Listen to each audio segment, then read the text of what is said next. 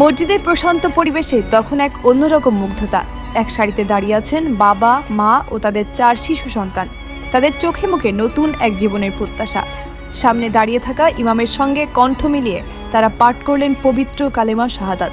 আর এর মধ্য দিয়ে একসঙ্গে গোটা একটি পরিবার গ্রহণ করল ইসলাম ধর্ম। সম্প্রতি সামাজিক যোগাযোগ মাধ্যমে ছড়িয়ে পড়া এমনই একটি হৃদয়স্পর্শী ভিডিও নেটিজেনদের আবেগ আপ্লুত করেছে।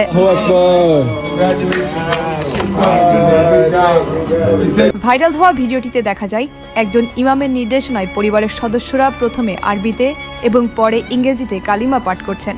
তারা এক বাক্যে স্বীকার করে নিচ্ছেন আল্লাহ ছাড়া আর কোনো উপাস্য নেই এবং হযরত মুহাম্মদ সাল্লাল্লাহু আলাইহি ওয়াসাল্লাম তার শেষ নবী। কালিমা পাঠ শেষে উপস্থিত সবাই আল্লাহু আকবার ধ্বনিতে চারপাশ মুখরিত করে তোলেন এবং নবদীক্ষিত এই মুসলিমদের বুকে জড়িয়ে অভিনন্দন জানান। সাম্প্রতিক সময়ে পশ্চিমা বিশ্বে ইসলাম গ্রহণের এমন ঘটনা ক্রমেই বাড়ছে, যা এই ধর্মের সর্বজনীন আবেদনকেই সবার সামনে তুলে ধরে।